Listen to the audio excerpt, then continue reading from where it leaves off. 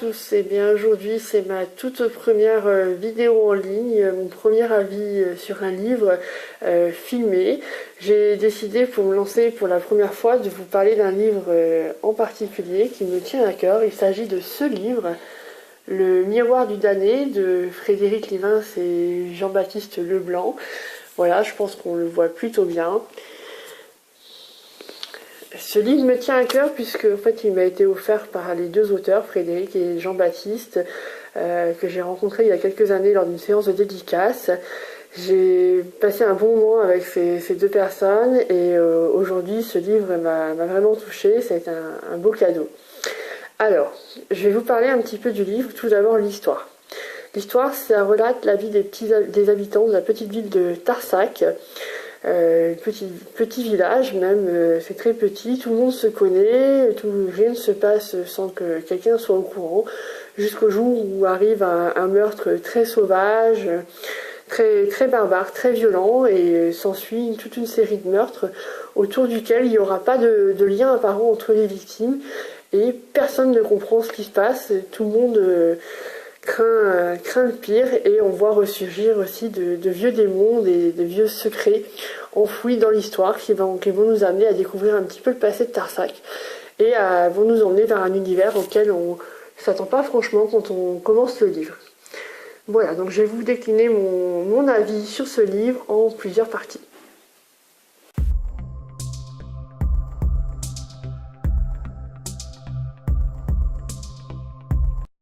Pour ce premier avis sur le thriller de Jean-Baptiste et Frédéric, donc il faut d'abord savoir que c'est un thriller fantastique qui va malmener un petit peu les esprits rationnels, comme le mien. Moi, j'ai beaucoup de mal à sortir des choses factuelles et à laisser mon esprit vagabonder dans le fantastique. Donc ça a été un petit peu une lecture perturbante pour moi, en tout cas au départ. Pourquoi ça a été perturbant? Tout simplement parce qu'au départ, on assiste à une enquête factuelle, des meurtres, et le livre, sur les premiers chapitres, est écrit de façon presque simpliste. Attention, c'est pas négatif, bien au contraire. Puisque vous allez voir en lisant le livre que plus on va avancer, au plus il y aura de la profondeur dans le livre. Donc au départ, quelques chapitres assez simplistes qui nous décrivent différents personnages, qui les mettent en scène. On apprend rapidement des choses sur eux, mais sans comprendre forcément le lien qui existe entre eux au départ. Et tout ça va en fait pousser le lecteur, même comme moi, qui a un esprit rationnel, à rentrer sans s'en apercevoir dans la dimension fantastique qui est très subtile. Et c'est là un des points forts du livre, c'est que c'est très compliqué d'allier des éléments factuels avec du fantastique, donc de mener une enquête policière en se disant qu'à la fin ce sera un démon, l'assassin. Ça peut être compliqué. Et effectivement, le fait qu'au départ, on est dans des choses simples, finalement, on se retrouve assez bien, notre esprit ne s'embarque pas n'importe où, permet d'arriver avec beaucoup de subtilité à intégrer les premiers aspects de la dimension fantastique qui sont totalement parsemés dans le livre, ici et là. Hop, on en jette un petit bout par-ci, un petit bout par-là, on parle de miroir, on laisse un peu de mystère autour du miroir, on n'en sait pas trop. Et ce qui est très perturbant aussi au départ, c'est que on n'en sait pas trop sur cette dimension fantastique, mais on apprend beaucoup de choses sur les personnages. On sait toujours, on nous révèle, on nous laisse pas le suspense sur ce qu'ils pensent, sur ce qui va leur arriver. Donc au départ, je me suis dit, mais pourquoi? Voilà. Donc, et c'est là, je vais vous en parler dans la suite.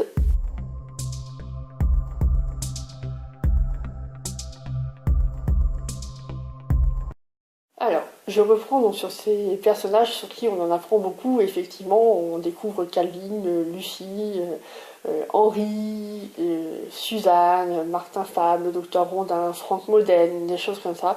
Tous ces personnages, on n'a pas de suspense autour d'eux. On découvre tout de suite, dès qu'il leur arrive quelque chose, on nous le révèle, on met des mots sur ce qui se passe.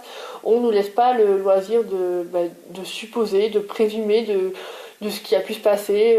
Il n'y a pas de mystère, c'est tout de suite, hop, vas-y, je te donne l'information. Et ça a été assez perturbant puisque généralement dans un livre au plus assez gros comme celui-là, on assiste à un suspense qui est là tout le temps, où on nous révèle plutôt vers la fin du livre le pourquoi. Et en fait, tout ça a un véritable intérêt puisqu'on ça nous permet de nous amener, nous lecteurs, vers le point central, le point d'ancrage du livre, qui est le passé, qui unit tous ces gens ensemble. Et ce passé réside dans l'histoire du Réducteur. Le Réducteur, c'est qui? C'est un assassin qui a sévi à Tarsac quelques années avant, qui a frappé tous les esprits et qui a vraiment marqué l'histoire du petit village. Et ce Réducteur est un véritable point d'ancrage dans la mesure où ça assure toute la cohérence du livre. C'est sur ce passé que repose toute l'histoire de Tarsac et qui permet de conserver tout au long du récit le lien entre le fantastique et le factuel. Donc c'était très important effectivement de pouvoir se poser un peu sur les personnages au départ et d'en savoir suffisamment pour comprendre pourquoi ce passé était aussi important pour eux. Donc là bravo parce qu'effectivement moi j'ai été perturbée et bluffée par cette approche et honnêtement c'est vrai que s'il n'y avait pas ce point d'ancrage, je pense qu'il n'y aurait pas eu cette solidité dans le livre. Moi ça m'a complètement frappé, c'est que l'assise du livre est très forte quoi. Est très costaud et très solide et c'est ce qui fait que malgré le côté fantastique, le récit on reste très intéressant et très accrocheur.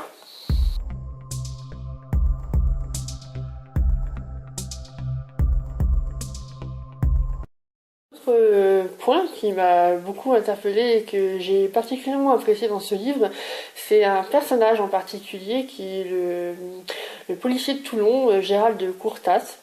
J'ai beaucoup aimé ce personnage, pourquoi? Parce que j'ai aimé sa fascination, son regard sur la mort quand il explique qu'il aime regarder les yeux des morts, voir leur expression avant leur décès, essayer de comprendre. Et pour lui, c'est une véritable fascination, c'est important. Et j'ai aimé ce personnage. J'aurais peut-être voulu qu'on approfondisse encore plus sur sa fascination, sur ce personnage-là qui apporte en fait cette contrepartie réaliste au livre. Et honnêtement, il était pas mal. Je pense que c'est dommage qu'on ne l'ait pas développé un peu plus. Et je tenais à le souligner. De la même manière que je tiens à ajouter un petit truc en plus, c'est que j'aurais parfois aimé peut-être avoir un peu plus de psychologie sur certains personnages, notamment sur Suzanne qui débarque à Tarsac, qui connaît rien, qui semble pas connaître grand chose du passé de Calvin finalement, et qui très rapidement est confrontée à ce qui se passe à Tarsac, mais elle devine un petit peu trop vite à mon goût. Voilà, j'aurais voulu peut-être laisser un peu plus de suspense autour de ce personnage en parlant de ce qu'elle ressentait, ses émotions, de ses réflexions, de ses craintes, voilà, de comprendre le cheminement qui l'amène à un moment à se dire mais il se passe quelque chose de pas normal, de paranormal à Tarsac, puisque là elle le comprend tout de suite et c'est un petit peu dommage. Voilà, sinon dans l'ensemble les personnages ont vraiment chacun leur place, ils ont leur rôle à jouer et il y a une véritable montée en puissance jusqu'à la fin du livre sur chacun des personnages. Il y a aussi un espèce de suspense qui s'installe progressivement et qui a un moment où là où au départ on savait toujours tout sur les personnages, à un moment on s'aperçoit qu'en fait on sait pas.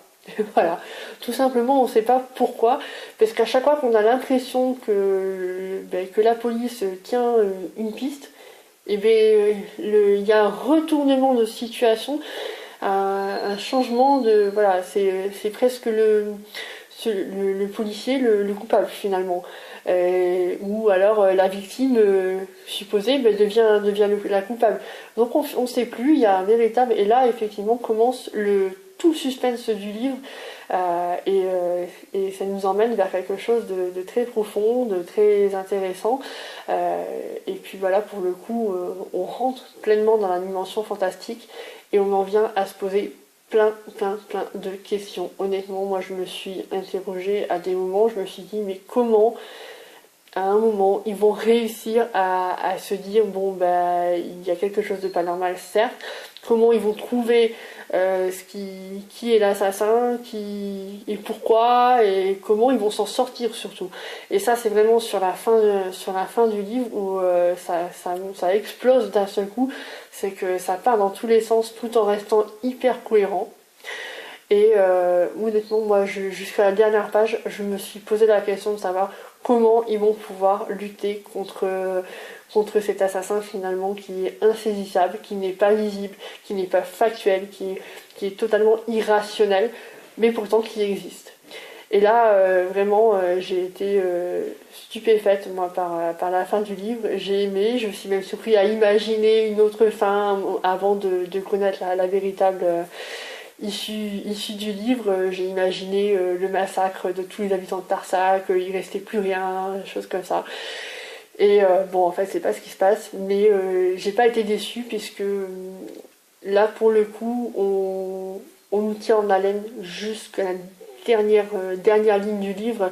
On sait pas. Ça rebondit sans cesse, sans cesse, sans cesse, sans cesse. Et à un moment, je me suis dit, mais même c'est pas possible, il doit y avoir plus de pages dans le livre parce que ça rebondit tellement que je pense que la fin, je l'aurai pas dedans.